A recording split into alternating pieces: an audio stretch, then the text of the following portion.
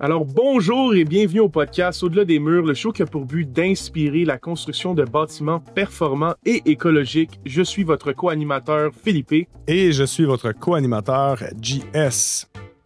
Alors aujourd'hui à l'épisode, on reçoit Patrick Goulet d'Énergie solaire Québec, un OSBL qui existe depuis 1983, fondé par deux architectes qui voulaient réellement promouvoir les maisons passives et solaires thermiques. Donc, évidemment, on va faire le tour du sujet au niveau de la production et de l'utilisation de l'énergie solaire dans un contexte de bâtiment au sens large.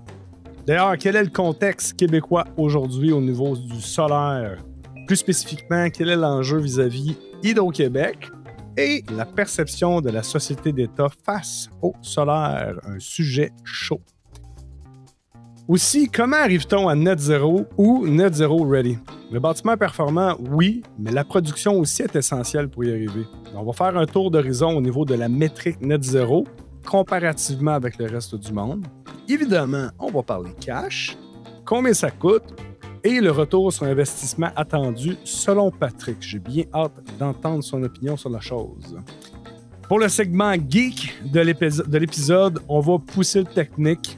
Comment un système est fait, c'est quoi sa connexion au niveau du réseau, aux batteries, quelle est l'évolution d'efficacité, à quoi s'attendre aujourd'hui au niveau du rendement, quelles sont les applications commerciales, industrielles, l'agrovoltaïsme.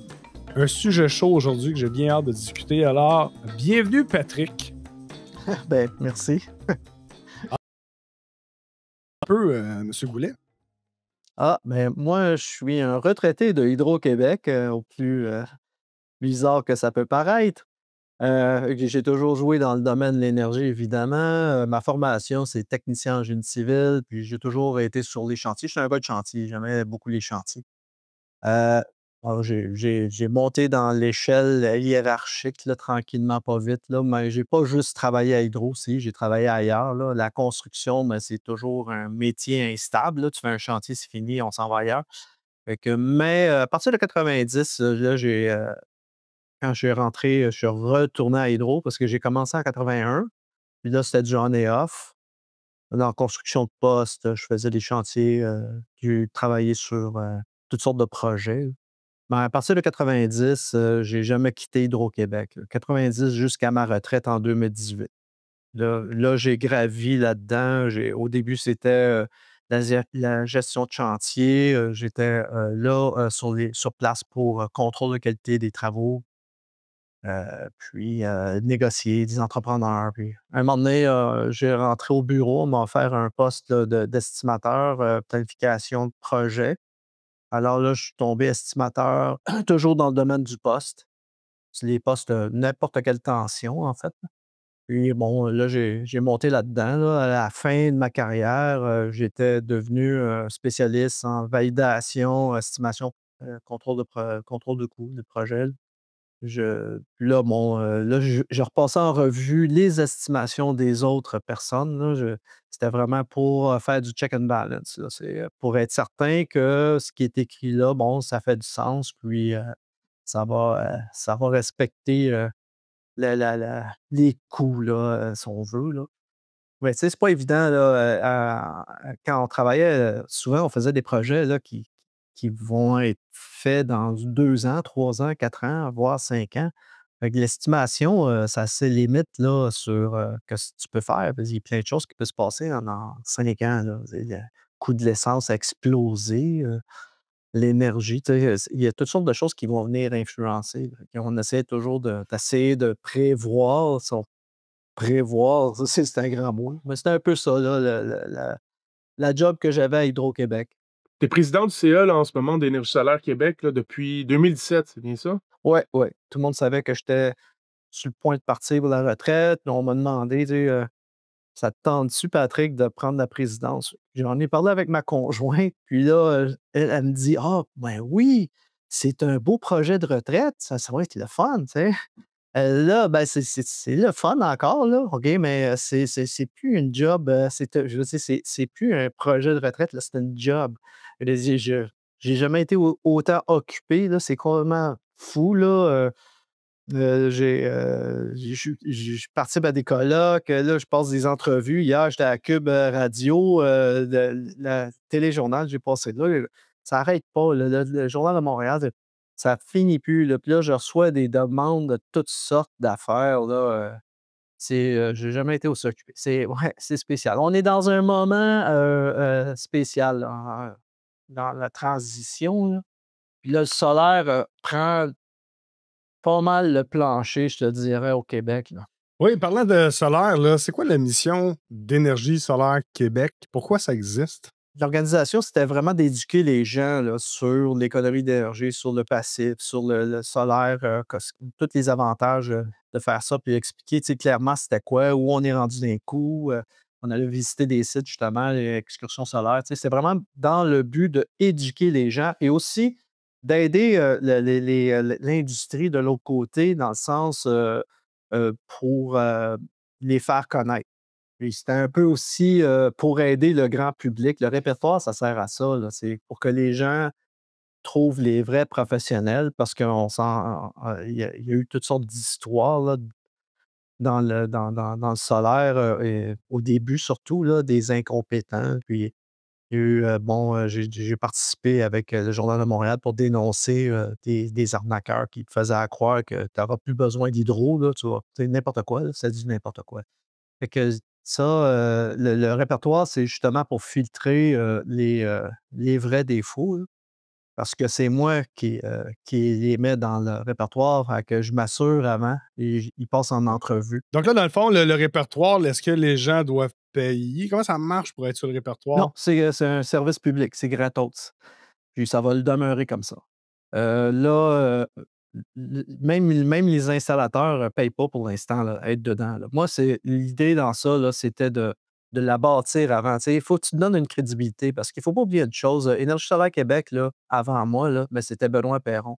Quand Benoît Perron est décédé, là, ben, ça a quasiment jeté par terre, Énergie solaire Québec. Moi, là, je suis arrivé dans le portrait, personne ne me connaissait, puis il fallait que je fasse mes preuves. Hem, bon, là, tu sais, puis quand je suis rentré là, ben, il y a eu, la vague d'arnaqueurs. Il y a eu toutes sortes de c'était l'enfer, là. Puis jusqu'à un point où j'étais même plus trop sûr si je voulais continuer à faire ça. Je disais: «Ouais, pourquoi je fais ça, là? Je fais ça bénévolement en plus, je suis même pas payé, là». Tu sais, fait que, tu sais, je commençais à trouver ça, mais je me suis repris j'ai dit: «Non, non, regarde, je me laisserai pas intimider par, ces histoires-là». Puis, tu sais, je suis allé de l'avant. Mais là, j'ai commencé à participer, j'ai été invité à rentrer dans un groupe qu'on intervient en régie de l'énergie. Je disais: «Ah ça, c'est important, ça, il faut intervenir là». Fait que là, j'ai commencé à faire, des interventions, là, à participer à des groupes là pour, et puis là, le tranquillement, pas vite, là ma crédibilité je commençais à être connu. Tu sais, il a fallu vraiment c'est long ce processus-là. C'est long de te faire reconnaître, mais c'est tellement court de te faire jeter par terre. Tu sais, c'est vrai, là, une réputation, ça se détruit en quelques minutes. C'est fou de même. Mais pour, que ta réputation, elle devienne, connue, ça prend des années. C'est pas en quelques mois que ça se fait. Fait que c'est un peu ça que je faisais, que j'ai fait. Puis aujourd'hui, ben, j'ai des demandes maintenant. Les gens veulent être dans le répertoire, puis le répertoire, il est je veux qu'il devienne central là, pour tout le monde, tu sais, puis qu'il soit reconnu par, les instances, là, c'est-à-dire Hydro-Québec, tu sais, que le monde dise: «Ben, c'est là que ça se passe, là». Puis, c'est un peu ça que je veux faire, là, parce que là, il y avait c'était le bon, reprendre l'expression dans une autre entrevue, c'était le Far West, là, et c'était du n'importe quoi, n'importe où, là, puis, les gens essaient de se retrouver dans ça. Fait que là, au moins, moi, j'ai fait, la recherche au préalable de chaque installateur. Je suis allé vérifier, tu sais, à l'OPC, là, l'Office de protection des consommateurs, tu sais, y a-t-il des plaintes contre cette personne-là? Oui, non, RBQ licence. Bon, j'allais partout où je pouvais voir m'assurer que, bon, ça, c'était correct. Je faisais, tu sais, un peu de recherche, là, faire voir s'il y avait des plaintes, n'importe quoi, là. Quand tu vois, bon, OK, ça a l'air bien correct, là, tu sais, je garantis pas le travail. Là, ouais, c'est ça. Là, je le passais sur le grill. Je lui demandais ça fait combien de temps. Puis... Fait que là, moi, tu sais, en bout de la ligne, là, je ne veux pas garantir l'ouvrage là, de la personne. OK? On s'entend, là. Puis ça ne garantit pas de sa compétence non plus. Mais au moins, je sais que la personne est honnête. Là, tu sais, que, bon, elle est correcte. Là. C'est un peu ça l'idée. Là. Parce que, tu sais, je ne veux pas laisser glisser là, des vrais arnaqueurs là-dedans. Là. Puis quand ça va décoller pour le vrai, ils vont réapparaître, ce monde-là. C'est assez clair. Là. Ouais, c'est un très bon répertoire. J'ai un projet, justement, qui est en voie d'être le premier net zéro rénovation là, à Sainte-Agathe. Puis justement, on regardait avec mon client, c'est basé 100% sur ta liste. Tu sais, je dis, c'est très, très, très généreux. Tu te dis, c'est tout gratuit. Écoute, ça a filtré des heures et des heures de travail. Puis c'est du filtrage que monsieur, madame, tout le monde n'a pas besoin de faire parce que ça a déjà été fait. Fait que bravo pour ça. Maintenant, parlons un peu plus du contexte là, du solaire au Québec aujourd'hui. Là. Ça ressemble à quoi? Tu disais que c'était le Far Far West, c'est toujours le cas? Québec, normalement, quand on parle de bâtiments performants, on est comme un peu à part. C'est-tu la même affaire pour le solaire? Tu sais? Québec versus les autres provinces au Canada, Ontario? Oui, c'est sûr que le Québec, on est les enfants pauvres du solaire, là, c'est assez clair. Là. Ailleurs, partout au Canada, ça va vite, tu sais, ça bouge rapidement. Et ici, on tarde là, pour vraiment aider, supporter le déploiement du solaire. Là. Bon, là, bonne nouvelle, là, on a un 300 mégawatts en appel d'offres là, qui s'en vient, là, ça va être à la fin de l'année, au début de l'année, là, que l'appel d'offres. Mais encore, là, 300 mégawatts, c'est des peanuts, là. Puis, si on regarde le projet de règlement, là, les mises en service, là, c'est fait en 2 tranches, là, les appels d'offres. Je pense que le premier c'est 100, puis le deuxième, c'est 200 mégawatts, là, de mémoire, là. Puis, les mises en service, c'est loin, là. On parle de, je pense que c'est 2029 pour la première, puis la deuxième, c'est 2031, une affaire comme ça. Tu sais, c'est comme, pourquoi? C'est quoi, là, tu sais, je la comprends pas, celle-là, parce qu'un projet, là, un parc solaire moyen, là, d'une dimension probablement de 30-40 mégawatts, quelque chose du genre, là, ben, c'est 2 ans, là, c'est 24 mois, grosso modo, là, c'est-à-dire, à partir du moment zéro jusqu'à la mise en service. Là-dedans, tu as eu le processus d'appel d'offres. Tu sais, c'est à peu près ça. Là, le gouvernement, le MEIE, ils nous ont tous sollicités pour qu'on émette nos commentaires sur cet appel d'offres-là. Moi, c'est pas mon créneau, là, soit dit en passant. Là, OK, cet appel d'offres-là, c'est fait pour les parcs, ça, c'est les autres joueurs. Ça, c'est la gang de la QPER, OK, c'est Boralex, Énergès, toute cette gang-là, des gros joueurs. Moi, je suis dans le bâtiment, l'installation solaire. Ça peut être aussi des petits parcs, là, 1 mégawatt, 2 mégawatts, là, peut-être jusqu'à 5, là, ça joue là-dedans. Là. Mais les gros parcs, là, c'est vraiment un autre groupe, c'est un autre game là, complètement. Là. Mais là, tout le monde est un peu pas satisfait pour le délai. Là. Tu sais, on est tous pareils. Là. C'est comme, ben, même moi, tu sais, je ne suis pas vraiment dans ce créneau-là, mais je dis, ben, c'est bien trop long. Pourquoi on fait ça long de même? Ça n'a pas de bon sens. Là. Puis en plus, ils veulent mêler, là, c'est là qu'on intervient, nous, Énergie solaire Québec, c'est qu'ils veulent mêler les parcs sur les grands bâtiments, genre un centre d'achat, un entrepôt, une usine, tu sais, qui est tout gros toit plat, là, que tu peux mettre une couple de mégawatts là-dessus. Mais là, ça avec, ils veulent mettre ça en appel d'offres. Là, nous autres, on est wow, attends, non, ça n'a pas d'affaire là. Premièrement, les coûts sur ces bâtiments-là c'est pas les mêmes que faire un parc solaire sur un terrain en quelque part. On ne parle pas de la même chose. Là.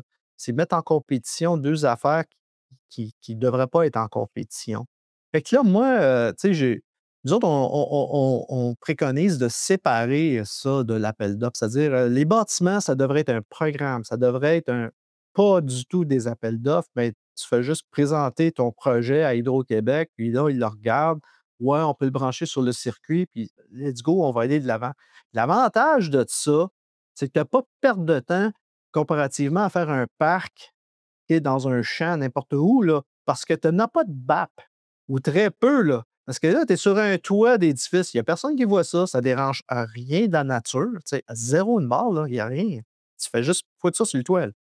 Fait que c'est fast track. Là, avec un processus comme il est là en ce moment, mais là, ça ralentit encore la pénétration du solaire parce que là, on est obligé de rentrer dans la machine à saucisses du processus d'appel d'offres pour des toits. Tu sais, ça ne marche pas, ça. Là.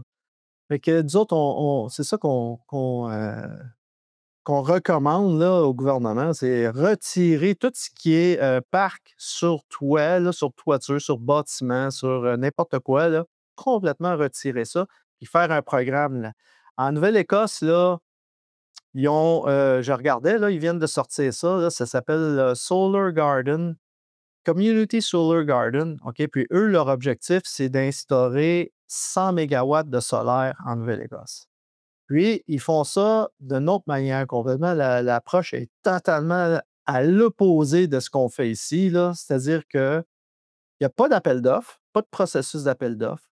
Tu peux faire ton projet, le minimum qui doit être en fait de puissance, c'est 500 kilowatts, le maximum, c'est 10 mégawatts. Fait que là, tu as tout ce range-là pour présenter ton projet. Puis c'est tout sur Internet. Il y a un beau site, là, il explique tout le processus, comment faire. Oui, tu vas avoir, il faut que tu respectes des trucs environnementaux. Oui, tu dois avoir l'acceptabilité sociale. Tout est là. Mais tu n'as pas de processus d'appel d'offres. Ça, là, c'est un gros chunk là, de délai que tu enlèves complètement. Tu n'as pas besoin de faire ça. Là, ben, tu présentes ton projet. Là, ils vont regarder. Toi, tu vas te brancher sur tel circuit. Ils vont voir. Oui, OK, on peut le faire. Parfait, fine, let's go. Go. Puis, l'autre chose qui est dans ce programme-là, que j'ai trouvé vraiment intelligent, c'est les gens qui habitent dans des appartements, là, des condos, qui ne peuvent pas faire de solaire, OK? Qui ne peuvent pas. Là. Ils n'ont pas de maison, là, sont dans des appartements. Ben eux, là, ils peuvent participer au programme, c'est-à-dire que là, il va y avoir un parc communautaire en quelque part qui va se faire. Puis là, tu peux dire, ben moi, j'aimerais ça être partenaire là-dedans. Fait que tu investis ce que tu veux, tu achètes le kilowattage que tu veux, le kilowatt, là, ça veut dire, moi, j'en veux pour 5 kilowatts, 10 kilowatts, peu importe, là. Puis, la production de ça va euh, être en crédit sur ton compte d'électricité, carrément. Fait que tout le monde peut participer au solaire en Nouvelle-Écosse, même s'ils n'ont pas de terrain ou pas de toit pour le faire. C'est carrément ça qu'ils ont fait là, en Nouvelle-Écosse. Mais là, moi, quand j'ai vu ça, j'ai dit, et voilà, tu sais, parce que le discours, c'est ouais, ben là, ça fera pas, ça fait des affaires, je n'embarquerai pas là-dedans. C'est trop compliqué, là. Fait que si je comprends bien, là, au Québec, ben, pas que le gouvernement le freine, mais l'approche du gouvernement freine un peu le développement. C'est ça que pas nécessairement. C'est ça que tu es en train de dire un peu, là? Parce que, tu sais, je suis allé à Ottawa l'autre jour, OK? Le moment que tu croises la route, là, barrière Québec-Ontario, tu commences à avoir plein d'installations solaires en Ontario. Pourquoi? Pourquoi? C'est-tu juste le coût de l'électricité? Ça? Bon, ici, là, c'est sûr que le coût de l'hydroélectricité fait que la pénétration est très lente à cause de ça. Ça, c'est une des raisons, mais de moins en moins aujourd'hui parce que là, le coût d'électricité a augmenté ici au Québec, puis là, c'est parti, ça va toujours être augmenté. Puis là, on s'en va vers la facturation dynamique. Ça veut dire que là, ton coût d'électricité va être encore plus cher dans les moments de pointe. Là, ça vient de changer tout ça. Là, OK? Là, ça s'en vient de changer. Là. Puis je pense que Fitzgibbon s'en vient avec la nouvelle loi là, sur pour l'énergie. Là. Fait que, ça va être brutal. Les gens vont avoir. Là, c'est à partir de là qu'on va commencer à vraiment avoir popé le solaire. Là, pour l'instant, là, la manière qu'on aborde ça, c'est encore trop lent. OK? Puis, c'est pourquoi exactement?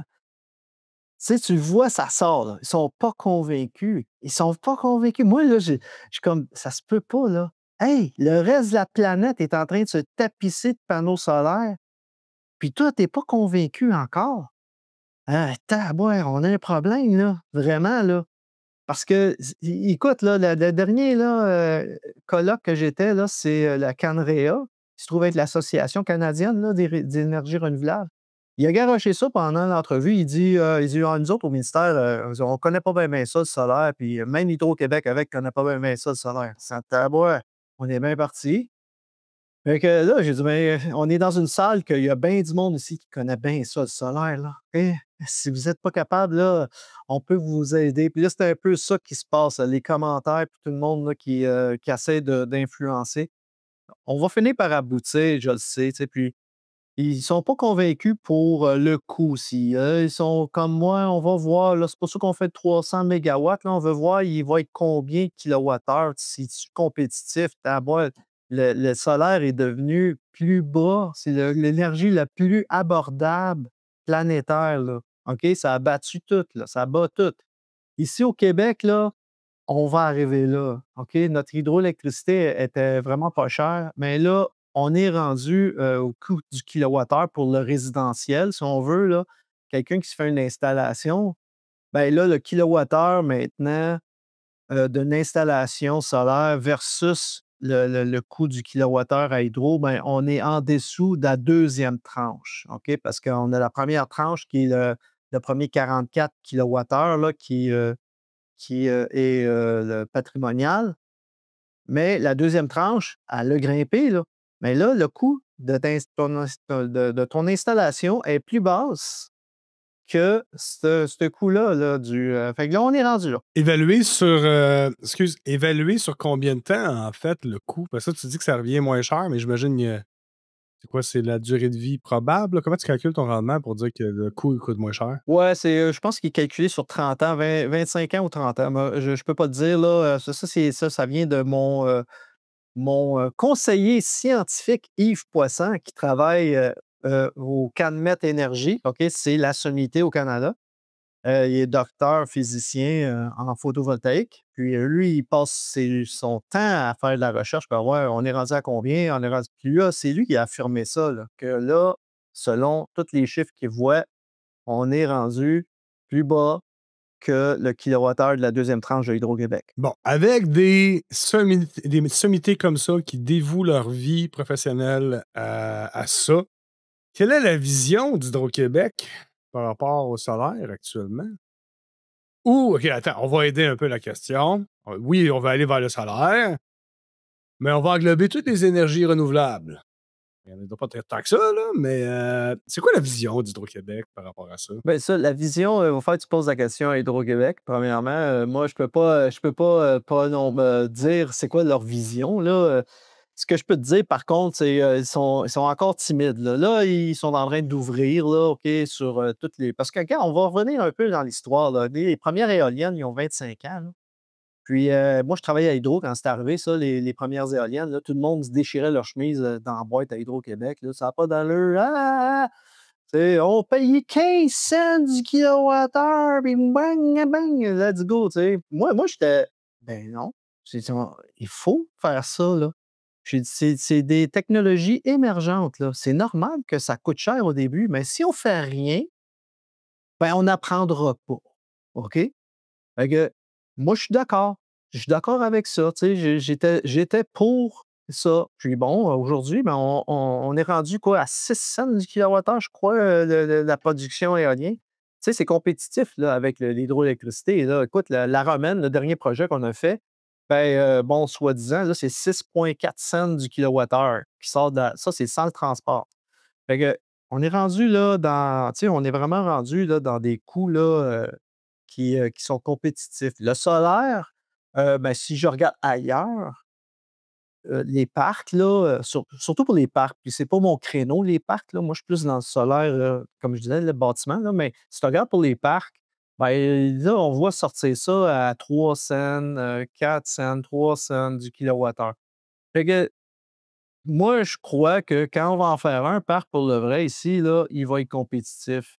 Surtout que dans le délai qu'ils donnent en ce moment, ben, les prix vont continuer à descendre. Ça va être encore moins cher que ça l'est aujourd'hui. Là. Ça ne va pas augmenter, ça va diminuer parce que faut pas oublier que ce qui est technologie, ça descend les prix. Les prix descendent tout le temps, là, OK? On se rappelle le 1er téléphone cellulaire, on coûtait une fortune, puis aujourd'hui, les prix ont baissé, là, puis il y a encore plus de bébelles après, là.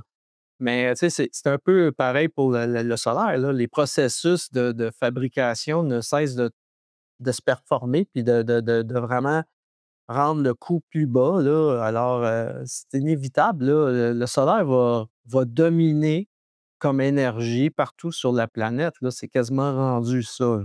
Avant qu'on parle des PV, justement, les photovoltaïques pour les bâtiments, tu viens d'effleurer un sujet quand même intéressant. As-tu une idée de comment c'est fabriqué actuellement, les panneaux solaires, dans les grandes lignes? Tu sais, c'est quand même un processus industriel, très intense en énergie, là. Tu sais, au début, là, faut que tu fasses fondre toute la silice pour faire des cylindres, des lingots, comme ils disent, là. Puis là, après ça, ils coupent ça, là, super mince. C'est toute de la précision, extrême, là, comme système. Puis là, après, bon, là, il y a tout un processus, là, ils font le wafer, là, la cellule, puis là, il va y avoir un dopage, là, là, ils ont toutes leurs petites recettes secrètes, chaque compagnie là-dedans. Puis là, ils vont tous passer le filage pour amener les ions, pas les ions, mais les électrons vers l'extérieur, là. Ils vont mettre des fils d'argent. Donc là, tu sais, ils fabriquent vraiment la cellule, là. Fait que puis là, ben, après, tu as tout le processus de fabrication du panneau comme tel, là, qui viennent tout coller ça, là. Puis c'est à peu près ça que je, tu sais, Non, mais tu sais, au moins dans les grandes lignes, ce que je comprends, c'est que ouais. c'est, je pense que le bon terme, c'est de la lithographie, là, il ajoute des couches successives, en fait, de matériaux, puis c'est un peu comme fabriquer des composantes électroniques, là. C'est fabriqué où, essentiellement, dans le monde, là? Sais-tu ça? C'est 90. Ben là, quelqu'un m'a dit on est rendu à 80. Là, j'ai de la misère à. Tu sais, je regarde tout le temps, là, mais je te dis entre 80 et 90 des cellules sont fabriquées en Chine. Non! Ouais. Oh, je m'en attendais pas pantoute que tu allais dire le mot Chine. Mais là, ça diminue. Ouais, mais là, les Américains, ils veulent. Ils sont. Je pense qu'il y a 2 usines là, de fabrication de cellules. Puis c'est la compagnie Meyer Burger là, dans la Suisse, je crois, ou de l'Allemagne. La Suisse, là, qui ont construit une. Puis il me semble qu'il y en a une autre, là, mais je me souviens plus du nom de la compagnie, là, mais il y a 2 usines de fabrication de cellules qui sont en train de se faire. Ils ne sont pas encore en production. Puis, en tout cas, c'est comme, comment on va dire en anglais, too little, too late. OK? Ils se réveillent là, pas mal en retard, là, parce que les Chinois, là, ils ont tellement fabriqué des panneaux solaires. J'ai lu ça en quelque part, je capotais quand j'ai lu ça. Que là, ils peuvent fournir la planète, je ne sais pas combien de fois. En tout cas, ça a pas de ça a pas de sens. Fait que là, ils font du dumping, ils ont plein de panneaux, là. Ça n'arrête pas, là. Ils ont tellement bien perfectionné leur processus de fabrication que là, ça sort, là, à plein tube, Ils là, l'ont-tu, l'affaire, les Chinois, hein? ouais. Mais tu sais, on peut dire merci à toute la gang de corpos, là, qui cherchaient juste du cheap labor, puis ils sont tous allés, se foutre en Chine. Et là, les Chinois, ils ont tous ramassé ça, puis là, c'est leur propre compagnie. Ils sont en train de bouffer cette gang-là, là. C'est carrément ça qui se passe, là. Puis, ça, écoute, là, c'est pathétique de voir ça, là. Mais pour renverser la vapeur, penses-tu qu'on pourrait rapatrier la production au complet ou en partie, idéalement même au Québec ou au Canada? Non, pour faire les cellules, ce ne sera pas une bonne idée, OK? Ça ne sera pas une bonne idée. Même si on a de l'énergie verte, là, il est trop tard. Il est trop tard. Le temps de construire ces usines-là, là, tu sais, c'est du high-tech, là. C'est pas une usine, que tu fais, des meubles, là. Non, non, non. C'est du high-tech, là, dans des affaires sous vide. Tout le monde est dans des petits suits de Tyvek, puis avec des masques, puis ah ouais donc, là. Puis ça puis tout l'équipement pour fabriquer là, il est trop tard. Moi, je considère qu'il est trop tard. Là, peut-être faire des panneaux, puis encore, pas sûr. Parce que, gars, il y en avait un fabricant de panneaux ici, là, Stace, là, puis il a fermé, là. Il était à Trois-Rivières, là, l'usine, là, puis bon, là, je ne sais pas où c'est rendu cette histoire-là, mais c'était le seul fabricant de panneaux solaires. Puis, il n'a pas survécu, là. Écoute, là, essayer de compétitionner avec les Chinois, là, ça va être pas une chance. Ça sera pas facile, là. Là, ben, les Américains, ils ont foutu des taxes, là, sur les tarifs, là, dernièrement, là, sur tout, là, qui arrivent de la Chine, là. C'est leur réponse, là. C'est ça. Ben, tu sais, on rit, là, on fait du gérant d'estradisme encore, mais en même temps, tu sais, qu'est-ce que tu veux faire d'autre, vraiment, là?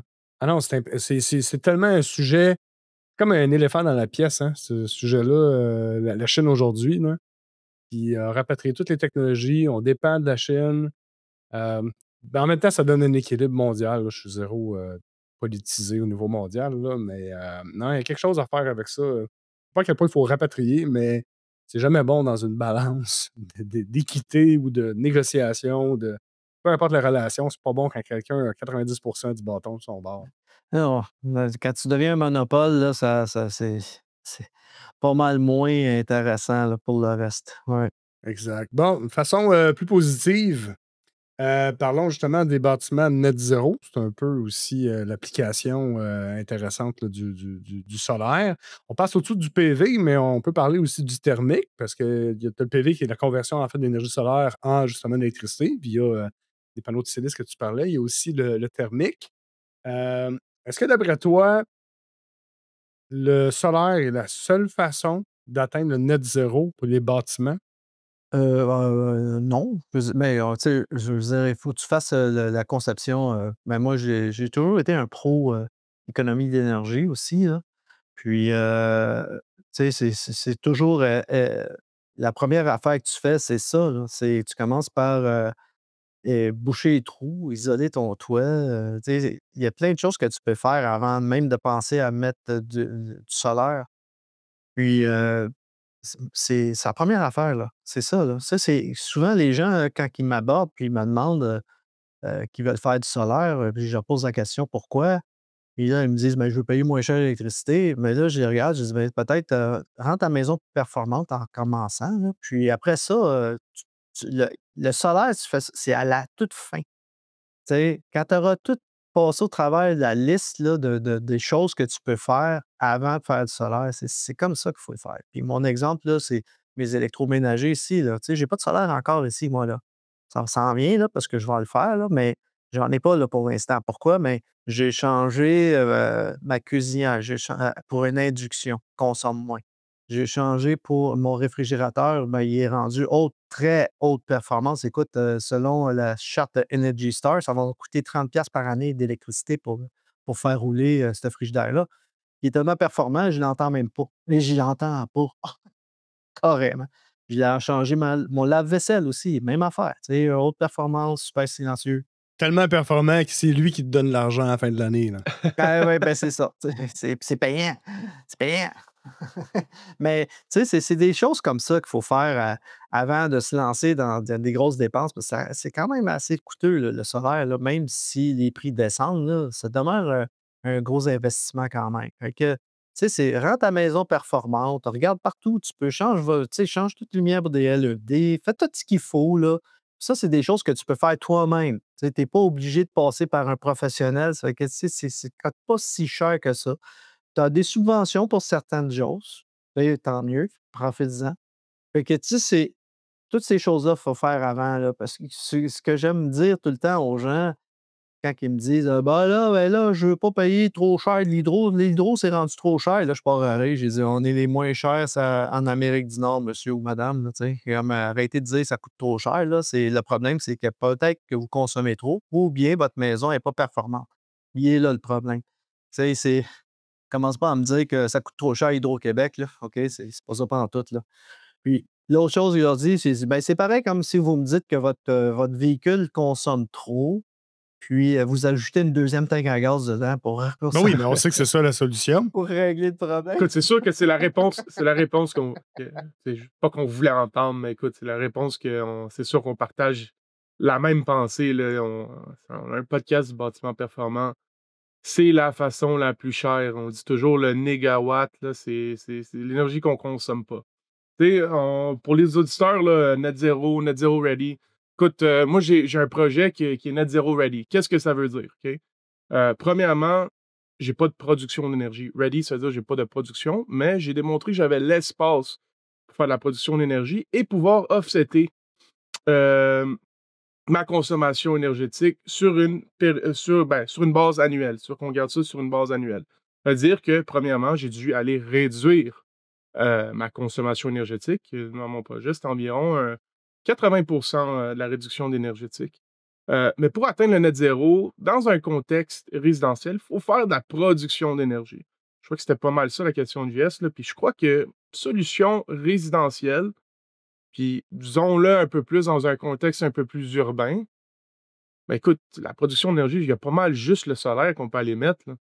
On peut aller mettre une éolienne aussi dans un contexte urbain, là, peut-être un peu plus dans un contexte dans un contexte un peu plus de campagne. On est capable d'aller peut-être mettre de l'éolien, mais le solaire demeure la meilleure technologie pour faire la production.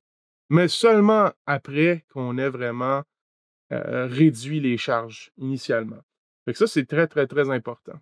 Euh, Puis parle-nous comment ça marche un peu là, quand tu installes, au niveau technique, là, euh, quand tu installes des panneaux solaires, OK? C'est sûr que tu t'en produis tu produis beaucoup pendant la journée, pendant la nuit, tu en produis moins. C'est pour ça qu'on dit net zéro sur une base annuelle. Comment ça marche avec Hydro-Québec, ça? Tu leur vends ton énergie? On parlait de net metering, puis comment ça se passe un peu plus aussi à d'autres places dans le monde? Bon, au Québec, bon, c'est le mesurage net. Le mesurage net, c'est 1 kilowatt injecté, c'est 1 kilowatt crédité. Fait que c'est 1 pour 1. C'est comme ça que ça fonctionne. Puis tu peux mettre en banque pendant 2 ans tes kilowatts que tu n'as pas encore consommés. Puis au bout de 2 ans, mais le cadran, il revient à zéro. Tu les perds. C'est comme ça que ça fonctionne. Il y a d'autres juridictions, c'est 1 an. C'est même pas 2 ans, c'est 1 an pour le mesurage net. Fait que là, fait que quand tu fais une installation solaire chez vous, OK, il y en a, là, tu sais, des fois, là, je pars à rire, là, il faut que je me retienne, là. Mais c'est parce qu'il y en a, des fois, ils veulent faire comme un parc solaire sur leur toit, là, tu sais.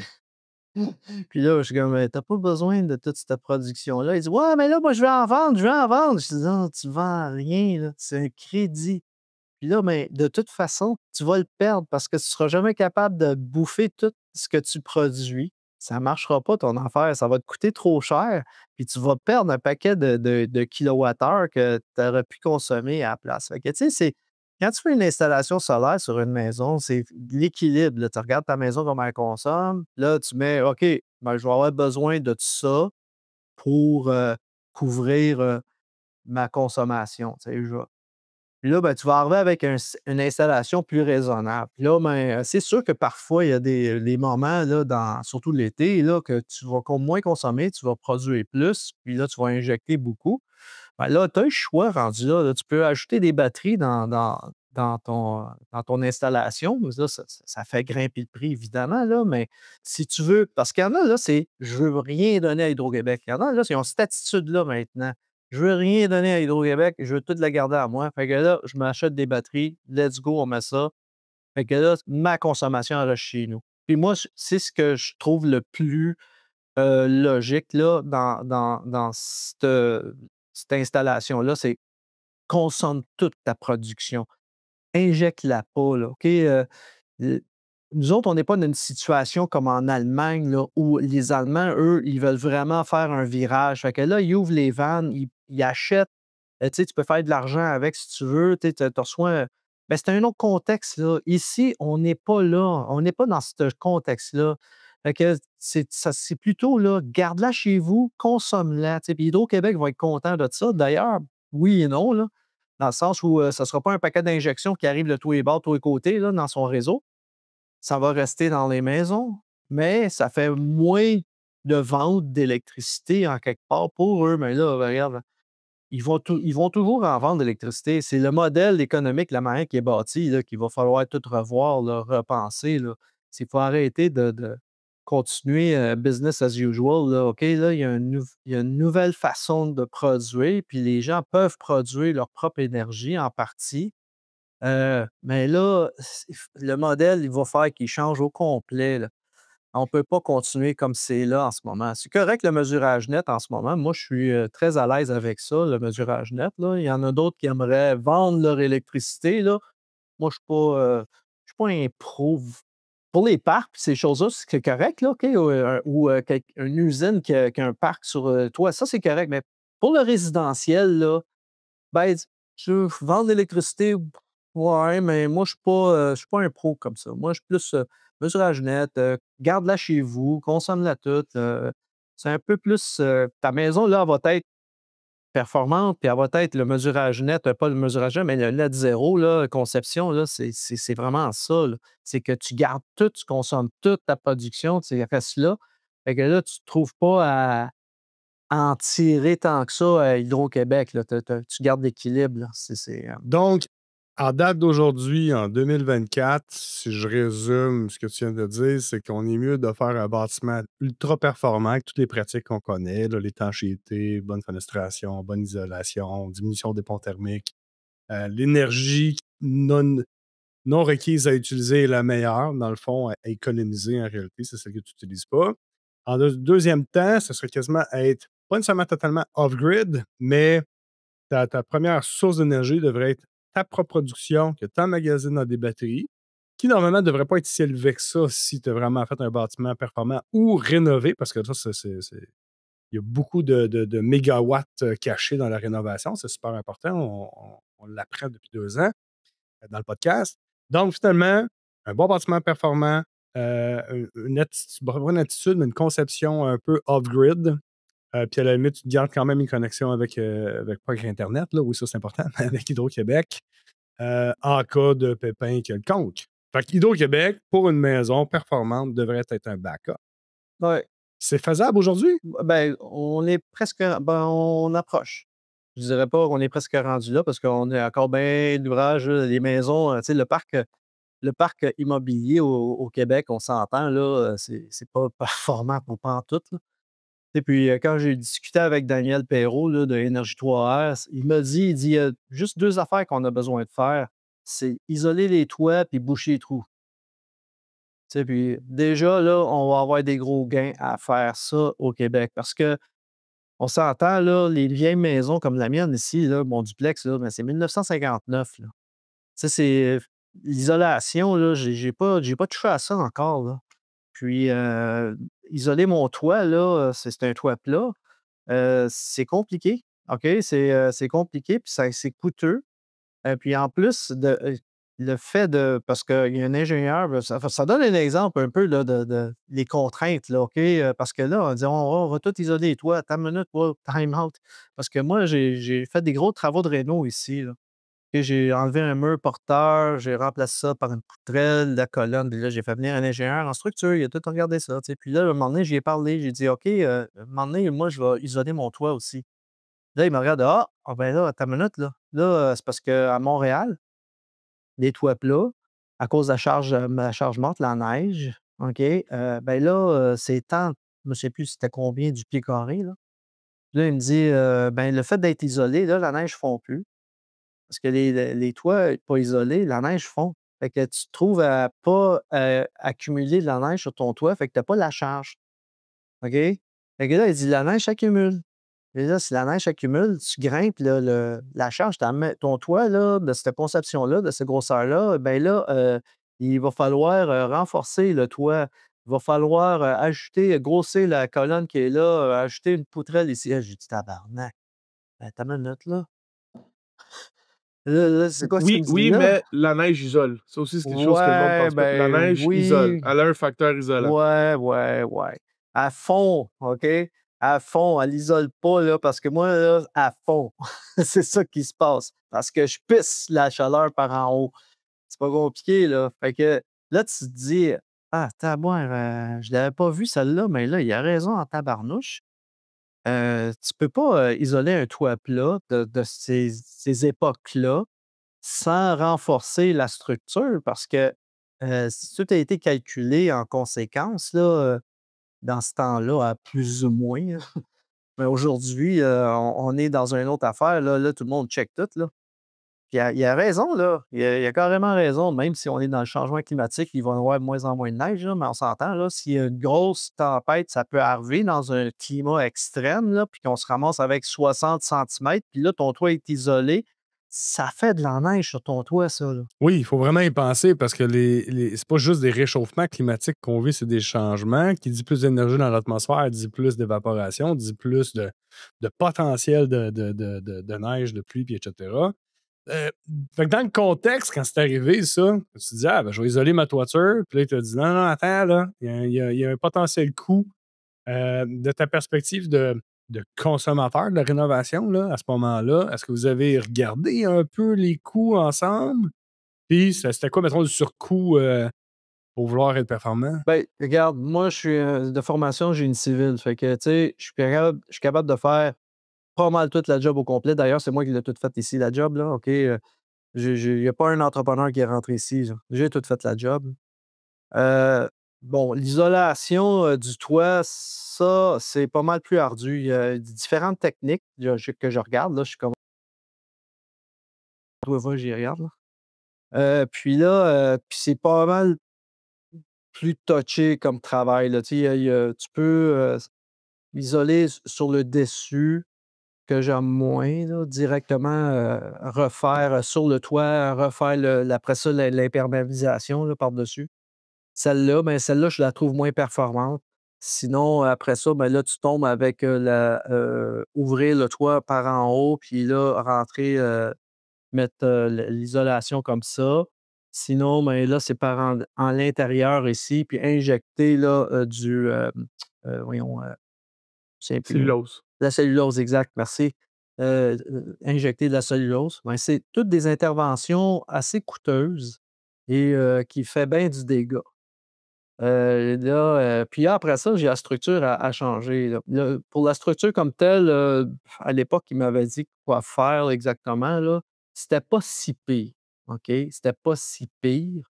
Mais quelqu'un. Puis là, on peut pas me prendre en exemple, OK? Parce que j'en ferais beaucoup là, de ce job-là. Mais quelqu'un qui est pas capable, là, tu sais, ben là, on tombe dans des gros montants, là. Je peux pas te dire un montant, là, mais on tombe dans des gros montants. Puis les subventions offertes pour isoler, là, ben, ça couvre pas tant que ça, là, OK? On s'entend, là.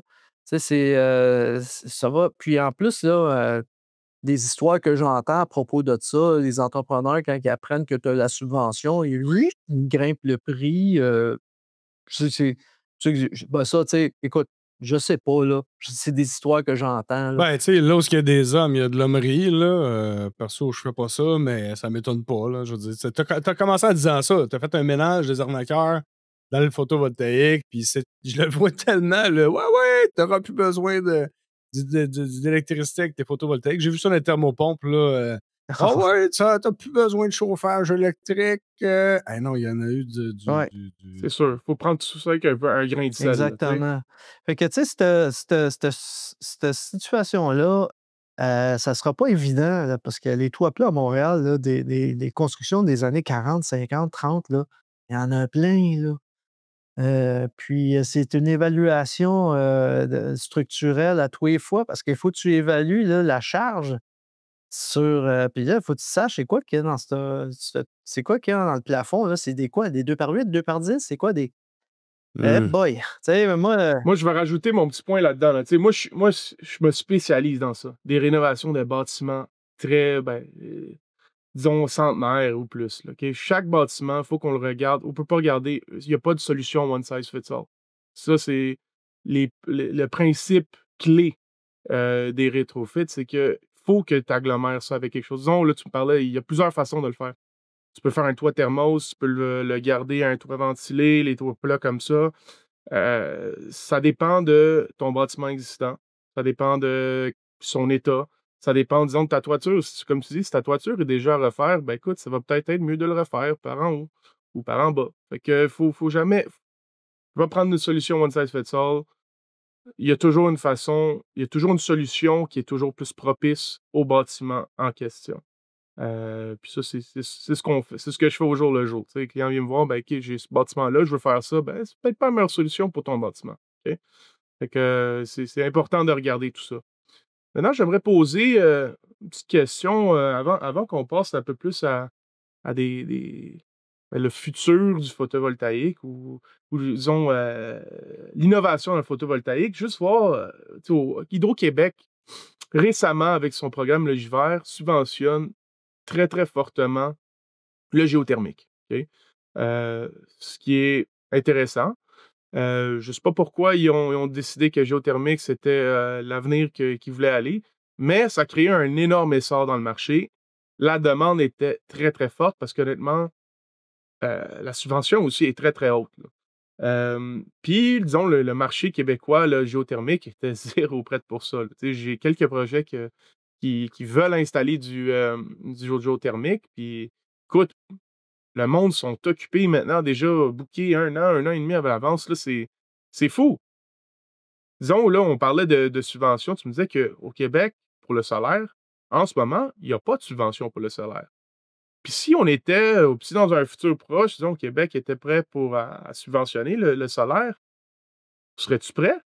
Non, il y a du monde qui ne seront pas d'accord avec ce que. Il y a du monde qui dit: «Oh oui, on est prêt, on est prêt.» Moi, non. Moi, je ne le crois pas, pas en tout, là.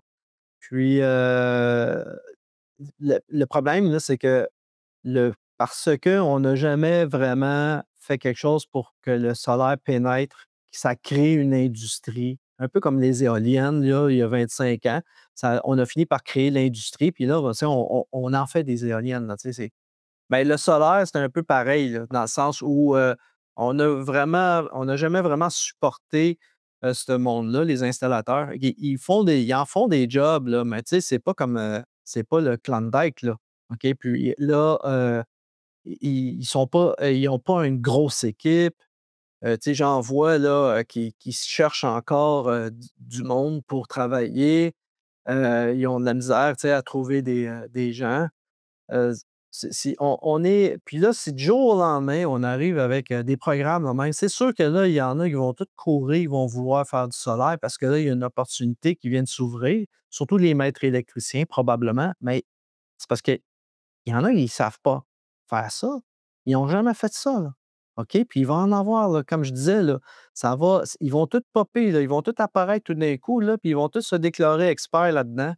Là, il va falloir, puis c'est ce que j'avais d'ailleurs, j'avais discuté avec Hydro-Québec, sur justement leur programme, là, parce que là, ils ont annoncé qu'ils vont, donner, un support, c'est pas encore défini exactement ça va être quoi, là, mais il y a 125 000 clients de Hydro-Québec qui vont bénéficier de quelque chose de Hydro-Québec pour faire du solaire, pour installer du solaire. Moi, là, je leur ai posé la question, je dis: «Est-ce que vous avez pensé, exiger, des certifications, des homologations, quelque chose là, pour ces installateurs-là?» Parce que là, c'est vous, Hydro-Québec, qui allez payer en partie ces installations-là pour faire sur le résidentiel. Là, on peut se ramasser avec, toutes sortes de merde, n'importe qui, n'importe quoi. Ça là, c'est sérieux là, ce que vous venez d'annoncer. Puis, on n'a pas de règles, on sait rien. Il va falloir, tu sais, se préparer à ça. Puis moi, je leur ai dit, là, j'ai dit: «On n'est pas prêt là.» Je veux dire, si c'était demain, là, ça va mal aller, là. Ça va être vraiment ça ira pas bien. Il y en a qui sont bons, là, OK? Dans mon répertoire, il y en a qui en font, qui font professionnels. OK? C'est pas ça, je ne mets pas en doute les gens qui travaillent. C'est que là, il va y avoir tellement de volume tout d'un coup, on fournira pas. Puis, ceux qui vont en paraître, c'est pas sûr, moi, qu'ils vont tous avoir la compétence pour le faire. Déjà, là, je suis au courant de certaines, situations, là, puis, là, on n'est même pas dans un programme de subvention quelconque, là. Fait que tu imagines quand ça va arriver, là, il faut qu'ils préparent les gens à ce qui s'en vient. Là, c'est un peu ce que j'essaie de pousser, là. Là, on va travailler fort là-dessus, pour insister là-dessus avec la société d'État pour justement, heu, qui pense à exiger des certifications, des formations, tu sais, que ça ne sera pas donné à n'importe qui, n'importe comment, là. C'est surtout ça qui est important, là, parce qu'il faut protéger le public. Écoute, là, on installe quelque chose qui va produire de l'électricité, là. Si c'est mal fait, le feu peut pogner, là. Tu sais, il faut que ça soit bien fait, là, tout le temps, là. Fait que C'est un peu Parlant ça. d'installation, Patrick, on parle-tu cash? C'est-tu game? De cash. De cash. Money. Du Con- cash. du cash. Je fais une facture cash. Autour de la table. Pas de Attends, taxes. pas de taxes, c'est mal les taxes. Mais non, on fait jamais ça. Il faut vraiment tout facturer. Donc, parlons de cash. Combien on doit budgéter pour une installation solaire? Donner un range pour aider tout ça. Là, mettons, là, dans l'ordre d'idée de ma dernière question, tantôt par rapport à l'autonomie là, en termes d'énergie, là, on va dire, mettons, à Montréal, puis on va dire, mettons, une maison typique de banlieue, là, la couronne de Montréal, Québec, whatever.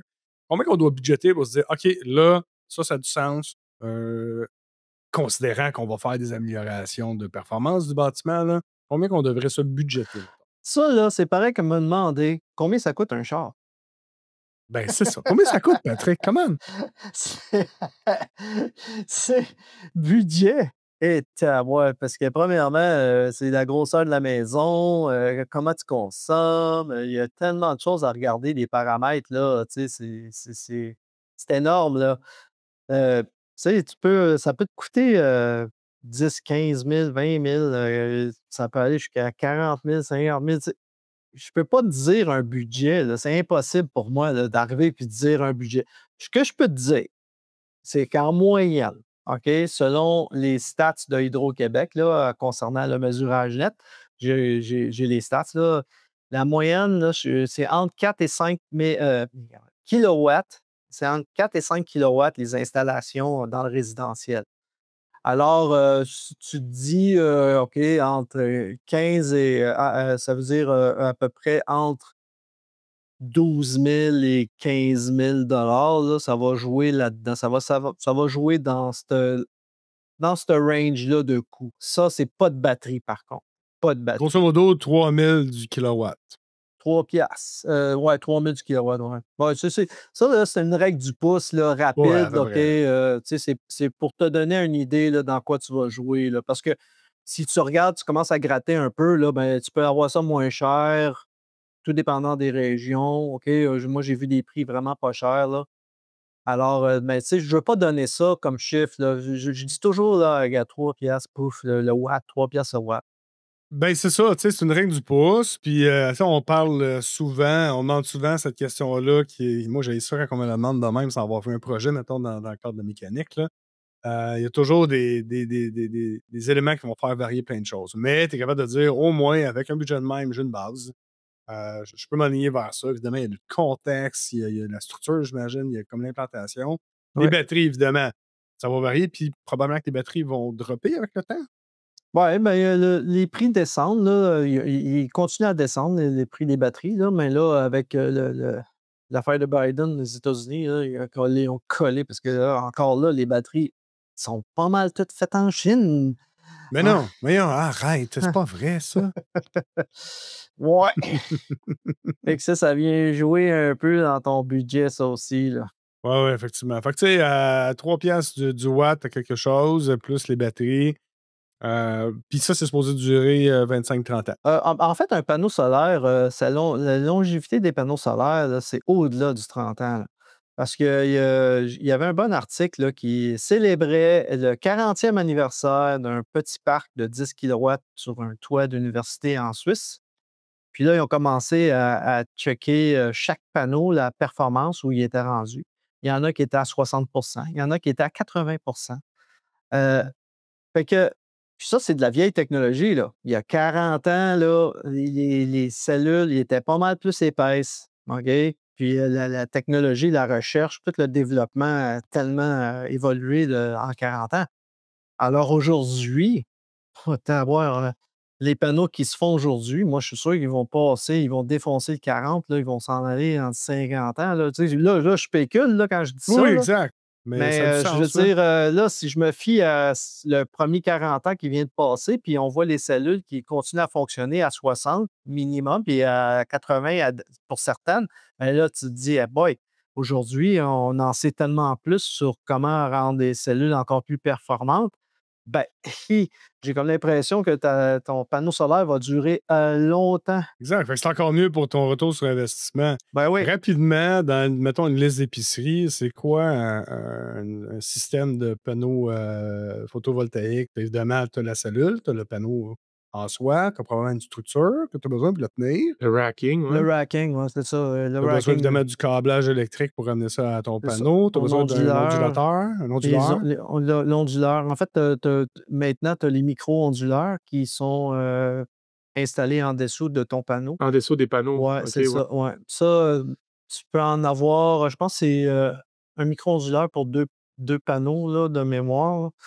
Puis, c'est une autre technologie qui n'arrête pas de rapetisser ça avec. Là, ils sont rendus petits. Je regarde les micros, là, sacrifice. Puis là, ben, ce qui est le fun, c'est que là, tu peux voir toute la performance de chaque panneau. Mmh. Parce que là, c'est tout avec ton téléphone. Là, tu sais, tu peux vraiment encore plus détailler la performance. Il y a d'autres coûts aussi cachés. J'aimerais ça le mentionner. Disons, panneau solaire installé sur un toit, OK? Oui, c'est beau, ton panneau solaire va durer 40 ans. Si tu fais ça sur une toiture de bardeau, t'es fourré. Oui. Tu peux pas mettre ça sur une toiture de bardeau que tu dois changer aux 10 ans. Fait qu'un coût caché, Ouais, ouais. pas que c'est mauvais, parce que c'est un win-win. T'as besoin d'une toiture qui va durer aussi longtemps que ton panneau. Fait que des fois, on parle de toiture, tu sais, une toiture métallique, une toiture qui est plus durable. Oui, c'est un coût caché, c'est un coût qui se up-cost dans un projet. Mais à la fin aussi, tu vas pas devoir changer ta toiture à chaque 15 ans, là, tu sais. Pourquoi le bardeau, faut que tu le remplaces avec le photovoltaïque? Ben, c'est juste que le bardeau, il a passé sa vie utile, là, tu sais. Mais c'est sûr qu'il va moins user le fait d'être en dessous des bardeaux parce que là, il n'est pas exposé au soleil. C'est sûr. OK? Il y a quand même ça là, qu'il faut le regarder. Mais moi, j'ai fait une estimation. Là. J'ai parlé avec des installateurs. Tu sais, supposons que j'ai un, un 10 kilowatts, là, ou entre 5 et 10 kilowatts là, sur un toit là, donné. Puis là, je dois refaire justement mes bardeaux. Là. Tu charges combien pour tu sais, enlever et remettre? Parce que c'est ça. Là. Oui, exact. Ben, tu sais, ça représente quelques milliers de dollars. Là. Tu vas pas là, tu sais, tu vas pas aller courir là, pour faire un gros prêt. Là. Ça va pas te coûter là, 10 000 là. OK? C'est juste défaire des panneaux, les débrancher, les descendre, enlever le racking, puis après ça, les gars, ils viennent faire le toit. Puis là, après ça, tu remets ça là-dessus, puis c'est fini. Là. Fait que, tu sais, c'est pas là, c'est pas très intense comme travail. Là. OK, puis ils peuvent facilement faire ça dans une journée, là. Si, c'est pas trop gros, puis il y a pas trop de contraintes physiques, là, ça se fait, là. Fait que, tu sais, c'est pas un coût, qui est énorme, là, ton coût énorme, là, c'est quand tu vas changer tes onduleurs. Puis encore là, je dis un coût énorme parce que l'électronique, comme je disais, ça arrête pas de descendre de coût, tu sais, ça descend parce qu'un onduleur, tu changes ça aux 15 ans. Fait que si ton installation, là, au bout de 15 ans, là, tu l'as encore tout, l'onduleur, il va probablement défaillir ou tu sais, lâcher, peu importe.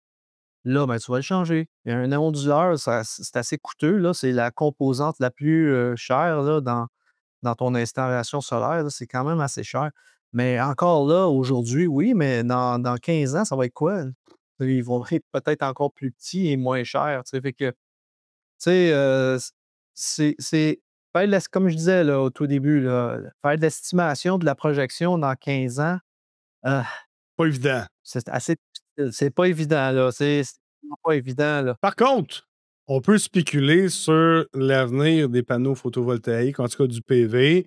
Par exemple, dans le Building Integrated Photovoltaic, là, le BIP, c'est ça, le BIP? Ouais, ouais.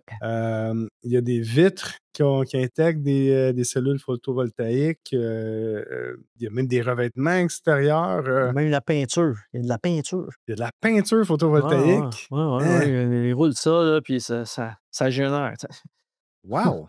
Ça se plug tout seul. Là. Tu sais, tu y parles. Là, c'est comme avec ton lave-vaisselle qui te rembourse à la fin de la journée parce qu'il Comment est ils se lavé. raccordent Là. après ça? Je me suis jamais vraiment arrêté, mais tu sais, j'avais vu, dans une vidéo quelconque, là, ils montraient ça, qu'il y avait fait une peinture. C'est pas au performant, là, ça donne pas du 20 de rendement, là, OK, on s'entend, là. Mais ils l'ont fait pareil, là. Ils mettent ça sur un film, là, ils viennent coller ça, là, je pense que ça donne 10%, une affaire comme ça.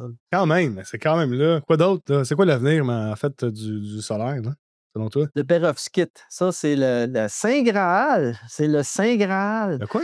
Le perovskite. Le perovskite, c'est une matière que j'appelle tablette. C'est qu'elle est disponible, facilement disponible, beaucoup moins chère. Elle donne des très bonnes performances, là. J'ai vu jusqu'à 33%, je pense, de rendement, une affaire comme ça. Le problème de la perovskite, c'est sa longévité. Et sa durée de vie est beaucoup moins longue et elle résiste très mal à l'humidité. Là, mais tous les laboratoires de recherche du monde font de la grande. Ils cherchent là, de trouver le saint graal de la perovskite, là, d'arriver avec la bonne formule, le bon mélange. Tu sais, on voit ça là, un peu partout. Il y a même un laboratoire ici, la compagnie s'appelle Watt by Watt, là, qui développe, là, j'avais visité, là, qui développe aussi. Eux, ils font des petites cellules solaires à perovskite, mais pour plus dans le côté commercial pour des applications, donner un exemple, là, des applications genre, tu sais, quand tu vas dans les Walmart, là, les n'importe quel magasin, OK, bon, là, maintenant, là, tu vois de plus en plus la fiche des prix, là, est numérisée. Tu sais, c'est que c'est allumé, puis ils font juste programmer ça, puis ça change au lieu de mettre des étiquettes. Bon, ben ça a besoin d'être alimenté, ça, OK?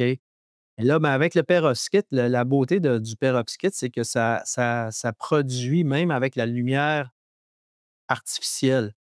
Fait que là, si tu mets là, des petits panneaux comme ça qui coûtent vraiment pas cher à toutes les petits tags là, comme ça, bien, ça va toujours être alimenté par la lumière du magasin, carrément. Puis, ils vont tout le temps avoir une alimentation. Ils n'auront pas besoin de batterie, pas besoin de filage, rien. Ils vont l'alimenter. Tu sais, fait que ça, c'est une des applications dans cette technologie-là des perovskites. Fait que, tu sais, il y en a d'autres, là, même, je vais prendre les cellules, pas les cellules, mais les serrures d'hôtel, tu sais. Tu sais, c'est des batteries, ça, là-dedans, là. Tu sais, là, tu mets la carte, là, c'est toutes des batteries, mais ça, il faut qu'ils échangent.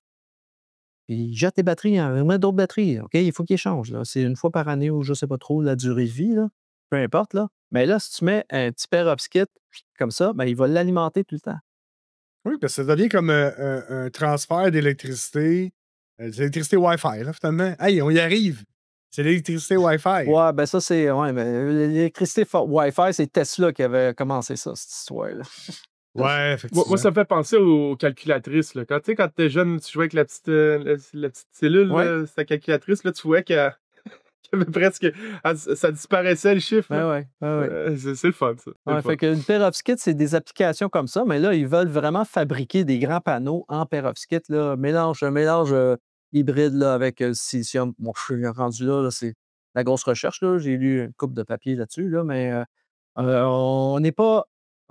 Ça s'en vient, là, tu sais, le jour qu'ils vont réussir à faire un panneau de durée de vie comme les autres panneaux avec du perovskite, là, on va tomber dans des performances de 30 là, quelque chose du genre. Là. Hey, watch out, là. Là, c'est comme, là, on vient de tomber dans une autre dimension. C'est fascinant. C'est fascinant que les découvertes n'arrêtent jamais. C'est juste continuer toujours, puis on apprend, puis on découvre de nouvelles affaires, puis après ça, c'est l'innovation, c'est un peu de la création aussi, là. On trouve de nouvelles affaires. Avant de terminer le podcast, l'agrovoltaïsme, les applications de parcs plus industriels ou commerciales, on en est où là-dedans, mettons? Là? Bon, l'agrivoltaïsme, moi, je m'intéresse à ça parce que je trouve que c'est une belle technique pour répondre aux opposants, OK, si on veut, là, ou les inquiétudes. Je dirais pas les opposants, je dirais plutôt les inquiétudes pour les agriculteurs parce que là, bon, les terres agricoles, c'est important, là, tu sais, on a le choix de faire des parcs solaires sur les terres agricoles, manger des électrons ou bien manger de la vraie bouffe, là, tu sais, c'est un peu ça, là. Fait que là, moi, j'ai commencé à m'intéresser à ça. C'est quelqu'un qui m'a montré ça, là, ça fait 4-5 ans de ça facile, là. J'aime ça dire toujours avant la COVID. C'est vrai, c'est un marqueur historique, hein? Oui, oui, oui, c'est la COVID. C'est avant ou après la COVID? Moi, c'était avant la COVID. J'avais lu ça. Quelqu'un m'avait montré ça, puis j'avais trouvé ça vraiment intéressant. C'est une compagnie allemande qui s'appelle Next to Sun. Puis eux, ils font de l'agrivoltaïsme, mais vertical. Puis ils font, eux, leur technique, c'est font l'orientation Est-Ouest. Ils se trouvent à prendre la production l'avant-midi et l'après-midi, pas le midi. OK? Parce que c'est là que ça se passe, là, la grosse consommation. Les moments de pointe, c'est là. Les Allemands, ils ont compris ça. Ils font ce genre de parcs-là. Les parcs, c'est comme des corridors. Puis là, mais l'agriculteur peut continuer à cultiver puis à utiliser sa terre parce que l'espace est là. Tu sais, c'est vraiment bien pensé. Il y a d'autres compagnies comme Sonagri, là, qui sont je te dirais, pas mal les plus avancés là-dedans. Ça, c'est une compagnie française. Puis eux, c'est en l'air, la structure est très haute, fait que ça laisse l'équipement de passer en dessous. Puis eux, ils font ça surtout pour les vignes, les vignes, aussi la pomiculture aussi, les cerisiers. J'ai vu aussi un bon reportage là-dessus. Là, si tu fais un petit peu de recherche là, sur Internet, là, agrivoltaïsme, là, là, tu vas en voir là, de l'information, c'est malade. Là, ça prend énormément d'ampleur partout en Europe, aux États-Unis aussi. C'est un peu en réponse à l'espace qui commence à manquer pour faire des parcs solaires. Fait que ça, mais l'agrivoltaïsme, il faut comprendre, c'est le concept de ça. C'est pas pour produire de l'électricité, c'est pour aider à l'agriculture d'être plus performante. Pourquoi? Parce que l'agrivoltaïsme, ça crée de l'ombre sur ta terre. Fait que ça diminue l'évaporation jusqu'à 30 là, de moins de consommation d'eau là, pour cultiver. Là. Fait que c'est quand même énorme pour un fermier, c'est énorme. Là. Dans des pays en Europe, là, comme j'étais au Portugal, là, je suis allé voir ma petite cousine, son mari, il gère une ferme familiale là-bas au Portugal. Puis eux, là, c'est les plus grands producteurs de framboises en Europe. Ils ont 1500, dans le pic, là, dans le plus gros là, de la saison, ils ont 1500 travailleurs. Là. OK? C'est gros. Là. J'ai visité, là, c'est énorme. Puis là, cette année, il y a eu du mauvais temps. C'était plate pour moi, là, mais il y a eu bien du mauvais temps au Portugal. Il a mouillé en tabarnouche. Fait que là, eux, là, ils étaient sur le point critique. Là. Ils m'expliquaient ça. Ils disaient, s'il n'y avait pas eu ce mauvais temps-là pendant des semaines, là, ils ont eu bien de la pluie là, pendant des semaines, mais ils disaient, il fallait baisser la production de 40 là, de la production des framboises. Puis, le niveau du réservoir était à 2 mètres du niveau critique. Il dit après ça, il dit, on ne pouvait plus prendre de l'eau, c'était comme on arrête tout. OK? Il était rendu là. Puis là, quand il y a eu ce mauvais temps-là, mais là, ça a grimpé les réservoirs, puis là, ça s'est replacé pour eux, tant mieux. Mais là, je pose la question, j'ai dit: «Tu connais ça, là, l'agrivoltaïsme?» Puis là, j'y explique un peu c'est quoi, tu sais, puis quand j'ai dit, là, que tu peux sauver jusqu'à 30 là, sur ton irrigation, et t'avoir les yeux allumés, là, pas à peu près, là. Je connaissais pas ça. J'ai dit: C'est partout, là, en Europe», là. J'ai dit: «Même ta compétition en Hollande, ils en ont installé, là». Puis j'ai montré l'article, tout. Ils connaissaient, là, la compagnie en Hollande qui font des framboises, eux aussi. Fait que là, lui, il était intéressé, pas à peu près, là. Fait que ça te donne une idée, là, tu sais, les agriculteurs, ils cherchent des moyens pour eux, pour aider leur agriculture. Fait que, en même temps, ben, tu produis de l'électricité. Fait que là, tu vas te chercher un revenu stable avec la production. Tu sais, tu t'entends avec la compagnie là, qui vient de faire installer ça, tout ça, ces affaires-là. Puis là, ben, tu sais, tu reçois une dividende, là, tu reçois une ristourne, peu importe. Là. Puis là, ben, tu as un revenu stable pour toi, l'agriculteur. Fait que, tu sais, c'est ça qui est intéressant de l'agrivoltaïsme, là, c'est que ça marie deux affaires, deux besoins, l'énergie et l'agriculture. Puis là, moi, expliquer ça ici au Québec, là, ben, ça va être de longue haleine. Là, ça commence, là, les gens commencent à en parler, mais tu sais, quand j'ai commencé à en parler, là, c'était bien plus pour montrer aux gens là, ce qui se faisait ailleurs. Là, mais là, je m'aperçois là, que le dernier colloque où j'étais, la QPER, c'est la première fois là, qu'il y avait un conférencier qui parlait de l'agrivoltaïsme. Je me disais: «Ah, demandons ça, toi.» Ben écoute, normalement, quand une technologie a deux utilités, là, c'est encore une meilleure synergie. Là, tu sais. Je crois qu'il y a d'autres exemples comme ça. Tu sais, les stationnements photovoltaïques aussi, ça peut être aussi quelque chose de super intéressant. En tout cas, pas regarder juste le panneau solaire pour le panneau solaire, il y a d'autres utilités. C'est là qu'on va avoir vraiment une meilleure viabilité du produit. Tu sais. Exactement, oui. Ouais, c'est très adaptable et c'est très versatile, le PV. Tu sais, comme tu peux mentionner les ombrières. En France, ben là, ils ont porté une loi, là, c'est obligatoire. Tous les espaces de stationnement de 80 places et plus, ben, ils sont obligés d'avoir une ombrière solaire. Puis, ils ont jusqu'en 2027 là, pour couvrir tous les parkings. Puis, s'ils ne le font pas, ben, ils ont une amende par espace pas recouvert. That's it. Ça prend des bâtons. Fini, carotte. Oui, ça prend des bâtons, effectivement. Merci, Patrick, d'avoir été avec nous aujourd'hui. Une des questions qu'on t'a pas posées, parce que tu l'as juste fait tout le long, c'est « Vends-nous le solaire ». Moi, je suis tout vendu, là, totalement. Je vois pas pourquoi on le fait pas plus. Là. Et puis, je fais pas une scène. En plus. Mais t'es à retraite, là, tu sais. Ouais. Tu fais beaucoup. Comme je te dis. Même juste moi, sur un projet, ton travail, le travail de ton équipe et ton CA aussi, nous a déjà grandement aidé, des heures et des heures sauvées. Déjà, pour un projet, écoute, félicitations, merci. Mais il y en a plein comme moi qui ont besoin de ces ressources-là. Fait que bravo. Ben, merci. Comment qu'on fait pour rejoindre Énergie solaire, pas passive, mais Québec? Tu peux, le site web, là, Énergie solaire Québec, là, vous avez juste, puis bon, il y a les coordonnées, l'adresse courriel est là, avec le numéro de téléphone. C'est esq.québec. Ouais, il y a un Facebook, là, j'ai Énergie solaire Québec, ou bien Patrick Goulet sur LinkedIn. Je suis très, très, très présent là-dessus. Honnêtement, c'est vrai, tu es très présent, tu partages beaucoup d'articles. Genre, si tu veux vraiment comprendre un peu sur le solaire, man, suivez-le, c'est intéressant. Absolument. T'as apporté du bon dans mon feed, là, disons. Cherchez-vous des gens pour participer aux différents événements de l'OSBL, au CA? Mettons qu'il y a des gens qui nous écoutent et font « Hey, moi, j'ai envie d'embarquer là-dedans. » Y a-tu des ouvertures? On est en train, là on est, depuis que le CA est formé, ça fait pas longtemps, là, ça fait 3 semaines. Là, on fait notre lac à l'épaule pour discuter justement, OK, qu'est-ce qu'on fait maintenant, puis vers où on s'en va, puis quel dossier qu'on va attaquer. Tu sais, moi, là, je suis invité là, à l'UMQ, l'Union de municipalité du Québec, là, la semaine prochaine, là, à Drummondville. Là, j'ai été invité là pour expliquer aux gens le solaire. Puis la raison pourquoi ils nous ont invités, Énergie solaire Québec, c'est parce qu'on est une OSBL. On n'est pas une entreprise. On n'est pas là pour vendre. On est là pour expliquer. Fait que c'est différent. Puis j'en ai 3 comme ça là, par l'UMQ là, que j'ai. Parce que notre neutralité, notre objectivité fait que nous autres, on va dire les vraies affaires. T'sais, on va dire oui, ça fait du sens, nous, ça fait pas de sens. Là, puis on n'est pas, on est vraiment là pour que ça soit clair pour tout le monde. Là. Merci d'exister. C'est super important. Ça prend ce genre d'organisation-là pour faire avancer les trucs.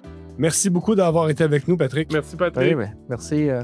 Merci de m'avoir invité. Au plaisir. Bonne journée. Salut. Salut. Merci d'avoir été des nôtres pour cet autre podcast d'Au-delà des murs. Et surtout, merci à notre invité pour avoir partagé ce beau moment avec nous. Rendez-vous sur notre site web addm.ca pour plus d'informations sur l'invité du jour. Réécoutez tous les podcasts sur Spotify, iTunes ou même YouTube et abonnez-vous pour ne rien manquer. Commentez les podcasts, faites-nous part de vos suggestions et échangez directement avec nous sur LinkedIn, Facebook et Instagram ou envoyez-nous tout simplement un courriel à info@addm.ca. Pour tous vos besoins de rénovation de bâtiments ultra performants Net Zero Ready, contactez Philippe et son équipe via Retrofit, RETROFIT construction.ca. Pour des matériaux de construction les plus performants et en stock pour vos projets de bâtiments durables, contactez GoPassif au www.gopassif.com et faites-vous livrer partout au Québec. Merci encore une fois et à la prochaine!